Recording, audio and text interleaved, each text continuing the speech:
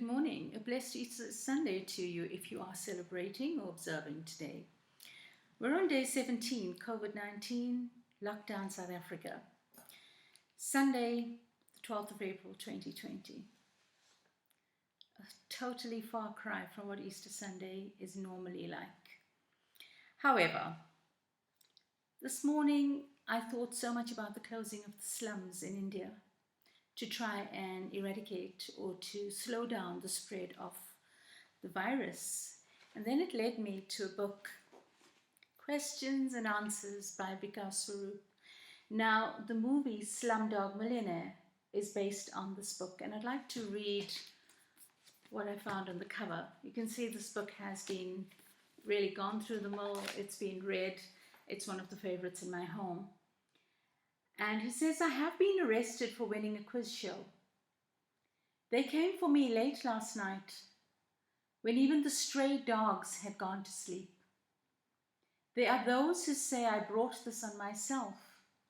After all, what business does a penniless waiter have to be participating in a brain quiz? My mind immediately went to the plight of the poor, the seriousness of poverty that we are seeing, and the increased requests for food parcels, food hampers, and for charity. And it's really sad, that bit of writing on the cover of that book just shows how the poor are expected to live in their squalor and to carry on the way they are. It's the way society is. It comes from the class structure in society. And this is a lesson, COVID-19 is a lesson, that no matter how rich you are and how poor you are at risk. So let's be conscious. Let's try as much as we can. There are organizations out there that are collecting money and are doing fantastic work. Try not to be too skeptical about, what they're doing and trying to look at it negatively. I know there are the con artists there. I'm not unaware of that because I've seen those requests. But there are people out there doing genuinely good work. In humility, they are serving.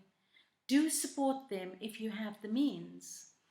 Now, getting away from that a bit, the sad thing that I've come across is I've been chatting to many people who used to do this when they were younger.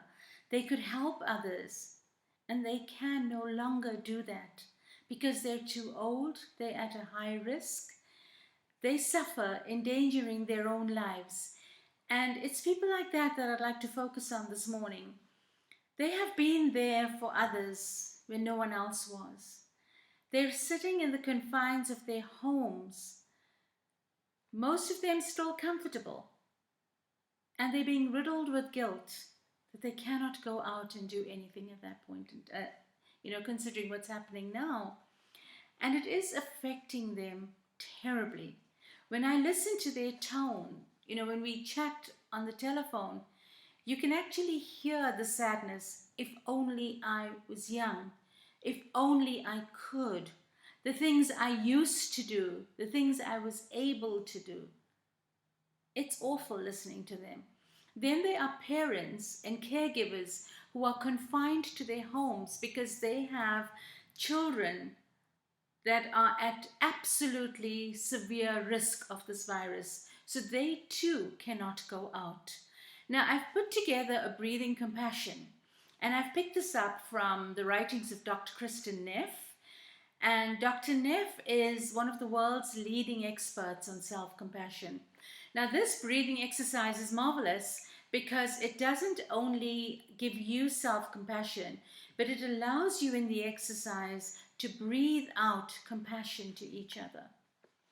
So the first thing you need to do is find a comfortable and a kind posture. Nothing that's going to stress you out. Because when you're comfortable and you're kind, you're able to breathe in properly, you're able to feel much calmer. So you close your eyes and come home to your body. And what you're allowed to do is to put your hand wherever you feel comfortable. Now, in a case like this, I personally would put my hand on my chest Because to me, this houses my heart, and it's my emotions that are involved in this breathing exercise. You can put it anywhere. I've known of people who've put their hands on their heads. I've known of people who've actually just slumped back in that giving up position. But as we go on, you'll see when you exhale, you're actually exhaling energy. So the next thing you do is you bring awareness to your breath. Now you do this by breathing in and out very gently. No rapid breathing, no forced breathing. So you take lovely long inhalations, lovely long exhalations.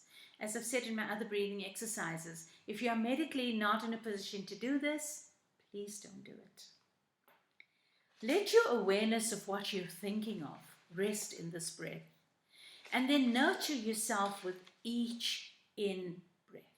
Start taking in and feeling good about it, that you are able to breathe, that you're alive.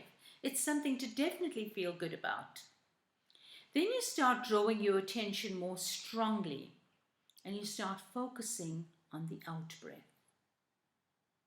So you have this very easy, calm flow of in and out breath. It's like a boundless ocean that you create. Enough for you. It's an ocean of compassion. So you take this breath in calmly and you breathe it out, creating this beautiful ocean of compassion. Then you let yourself become absorbed in this breath. So you've taken your breath in, you've given it thought, and you've become absorbed in it. So you've dealt with yourself. Now is the time. Send compassion to somebody else in your out breath. So there's nothing you can do to reach that person physically because of social distancing, because of your health, because of your age, because of the risk factor. So what you do, you have this beautiful ocean of compassion that you've just taken in. So you release that now. And you release it thinking about people that you are feeling this compassion for. Total strangers in many cases, but you're feeling compassion. In your mind, have the vision of who you're feeling this compassion for. And in this way, also acknowledge that all human beings struggle. Your not being able to be out there to help them is a personal struggle that you are going through. Be mindful of that. And in being mindful of that, understand and accept that you, from whichever position you're in your life, you are doing your very best to ease the struggle of another person in your own simple way. Send this compassion to where it's needed most. Send this love to where it's needed most. It heals you. And you have less baggage to carry and less pain to carry. It is an acknowledgement of your situation and an acknowledgement that you are restricted, not by your own doing, but purely by circumstances, from doing what you used to do or would like to do to assist alleviate poverty and the seriousness of COVID-19, the crisis of hunger and suffering. When you come to the end and you think you've done enough of this, release your focus on the breath and bring that back to yourself. Bring compassion back to yourself. I hope this practice in some way is going to help you to cultivate self-kindness during this period. And I'd like to end with a quotation by Dr. Loretta Scott. Dr. Loretta Scott is an authority on the contents of the Bible, and she also takes the Bible, the lessons, and applies it to the 21st century situation that we're living in. And she has a foundation for African children education known as FACE, doing fantastic work in Africa. In her words, we can't help everyone, but everyone can help someone. May God bless you. And until we meet again, may God forever hold you in the palm of his hands. Please be kind to yourself.